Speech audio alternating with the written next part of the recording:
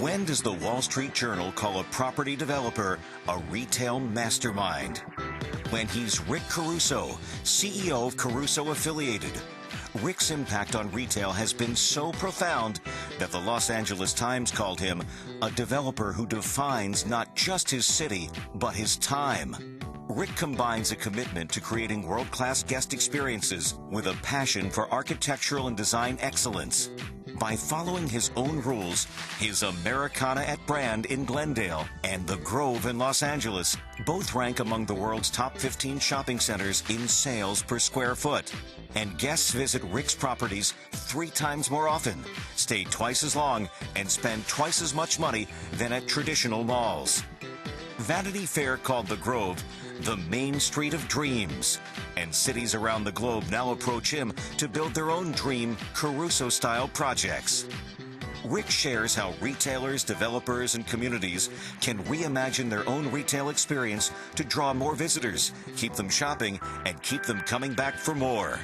Joining Rick in a thought-provoking discussion about these new town centers are the president of Nordstrom Inc., Blake Nordstrom, founder of Sprinkles Cupcakes, and a judge on the TV reality series Cupcake Wars, Candace Nelson, and popular fashion designer Rebecca Minkoff. Moderated by Sue Herrera, co-anchor of CNBC's Power Lunch. Now, please join the National Retail Federation in welcoming to the stage Rick Caruso.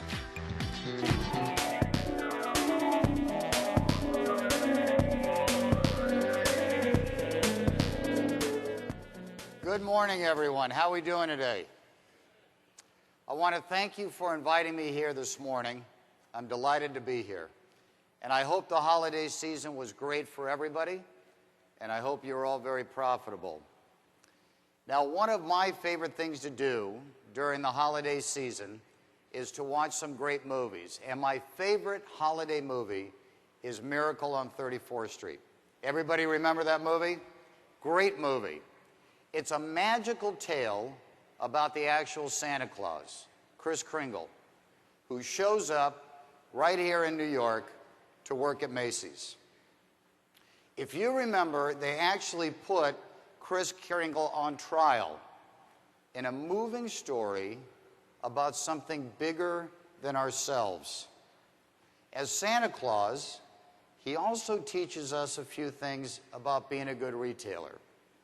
He created a friendly, helpful experience for shoppers that included helping customers find product at competing stores.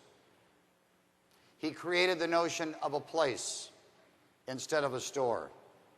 It's a bigger and a richer concept.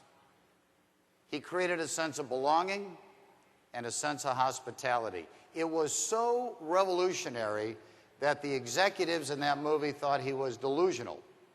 So what did they do? They fired him.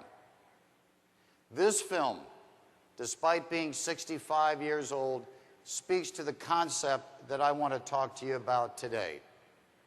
Because I believe, from the bottom of my heart, we are part of a rebirth of brick and mortar retail.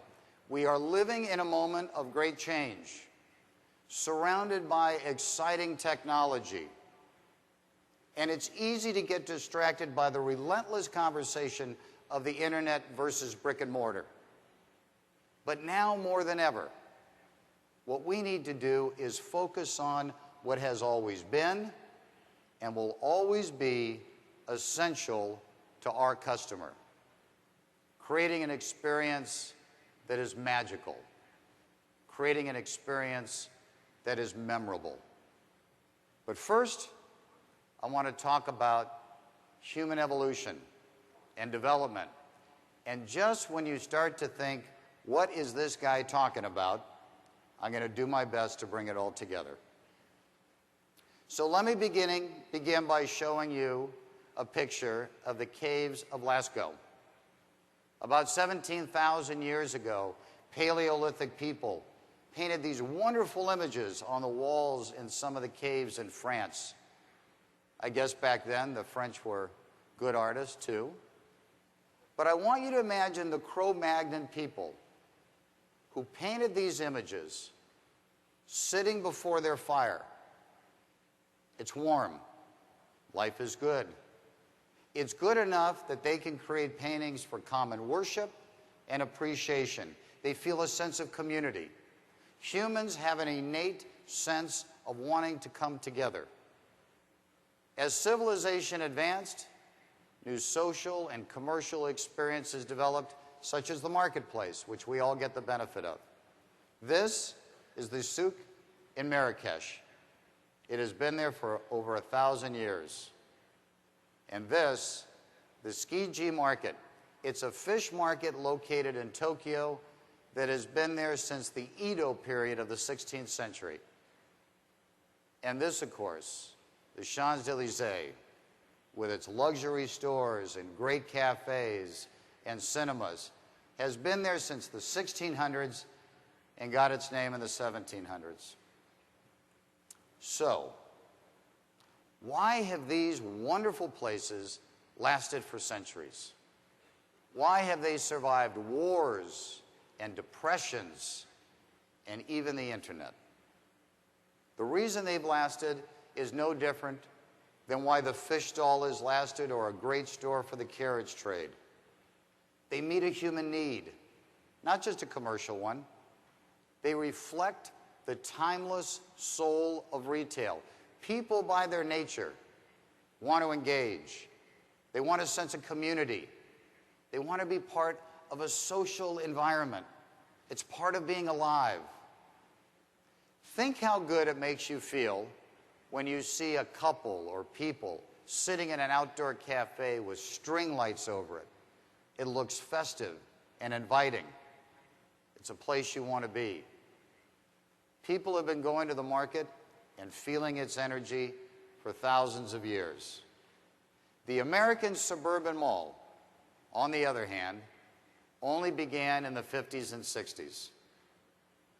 Now, I've come to a conclusion that within 10 to 15 years, the typical U.S. mall, unless completely reinvented, will be a historical anachronism, a 60-year or so aberration that no longer meets the public needs, the retailers' needs, or the community's needs. I mean, look at this. This is the status quo. This is the current reality for many shoppers and store owners. And this. Does this look like the future to you? I think we all have bigger dreams. At one point, this may have met the developers' needs, and even for a while, the consumers' needs. But it has outlived its usefulness, which brings me to an even more important and basic need. In 1950, 10% of American households, less than 10% of American households, had just one person. Today, it's more than 25%. The rate of loneliness in the U.S. has doubled in the past 30 years. Some 40% of Americans report being lonely, in spite of being connected online. People's lives are increasingly lacking in real human interaction. Now, we are undoubtedly connected electronically, but emotionally and personally, not so much. In many ways, a teenager sitting around a fire in the caves of Lascaux are more engaged than a teenager texting friends on a smartphone. E-commerce feels a commercial need, and I think it's fantastic. So maybe that's what you should become, an online retailer. The chances, however, is that you're not going to be another Amazon. Now, this is not to say that you couldn't have a great business as an online retailer, but I doubt that's who you are or who you want to be. And I don't think it's who your customer wants you to be. Conventional wisdom, of course, holds that online retail is a threat, that people will go showrooming. A recent article in the Wall Street Journal had the headline, "Fear of showrooming fades." A year ago, analysts were saying that Best Buy was becoming little more than a testing ground for Amazon customers. Today, Best Buy is promoting itself as a showroom, saying they have put strategies in place to convert the showroom shopper into buyers. Now, I don't know about you, but I wish I would have bought Best Buy stock last year at 11. Today, it's hovering around 40. And I'm hopeful that Best Buy will avoid the fate of Sears, which became the largest retailer in America until it wasn't. I've always asked myself, how is it that Sears built the tallest building in America, and from that lofty vantage point, they never saw Walmart coming? So as retailers, what do you not see coming? I mean, you already know online retail is here. It's a powerful tool, and it must be part of your overall sales strategy. No doubt about that. But I think what you may not see coming is not something bad, but something actually good. Actually, I can see it, and it's better than good. Earlier, I showed you those photos of the fish markets and the shopping area in Marrakesh. Here is the Stroll in Copenhagen.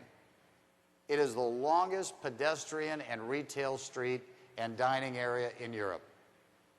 And across the Atlantic Ocean in Buenos Aires is Florida Avenue with terrific shopping.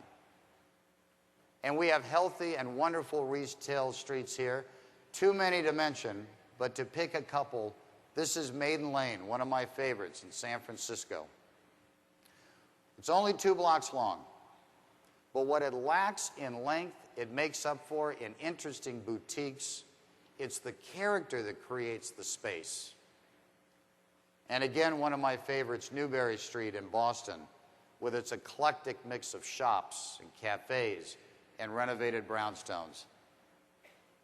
Now let me show you how we applied the market and the street concept to 21st century Los Angeles. And I think we're onto something here, because if you will allow me a little bit of puffery, as you had heard, our company is the only company in the United States with 2 shopping centers listed in the top 15 in the world in sales per square foot. And this is one of them. This is the Grove. And to tell you the truth, I hate to focus on it. I know that sounds silly, but I really do. And the reason I hate to focus on it is because our thinking is now so far beyond it. But fortunately, 18 million people come and visit us. That's more than Disneyland and the Great Wall of China.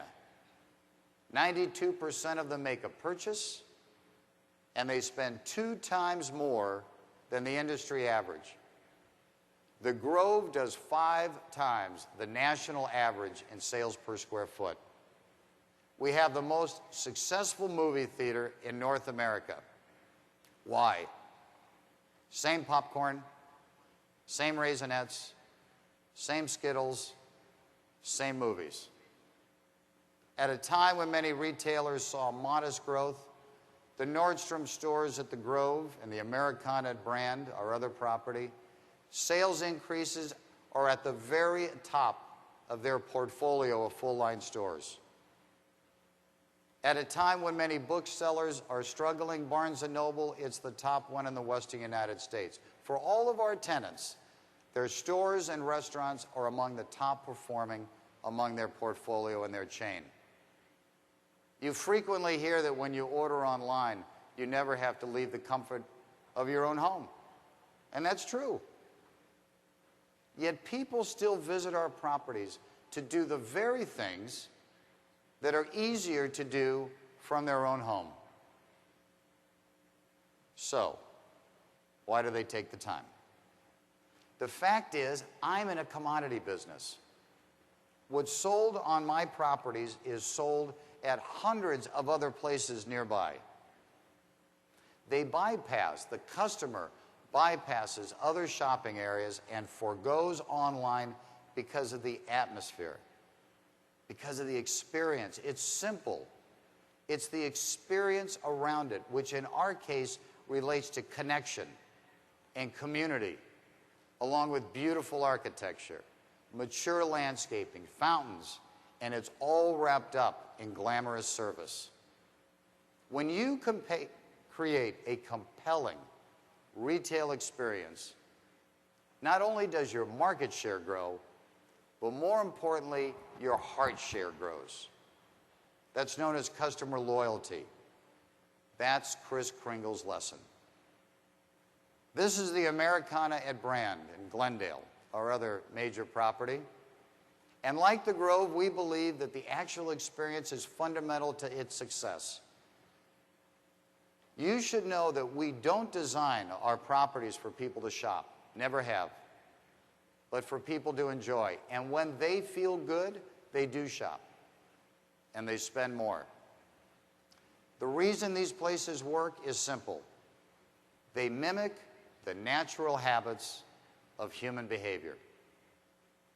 We try to put people into social settings that are organic, that have functioned since the beginning of time.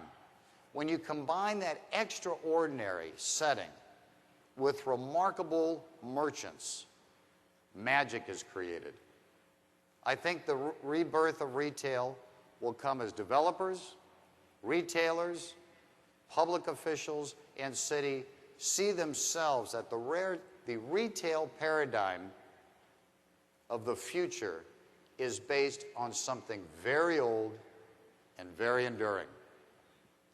The immediate question, of course, how does all of this relate to you as a retailer? No matter whether you're small, medium, or large, long-term, you can press landlords and developers and public officials to provide the kind of human-scale, multi-use, livable projects that I've been talking about. Short-term, you can redevelop the real estate within your four walls. Not long ago, I was out to a business lunch, and I overheard the couple talking next to me. And the woman was talking about her masseuse. And she said, I go into this little room, she turns on the music and relaxes you. You close your eyes and you think you're in Bali.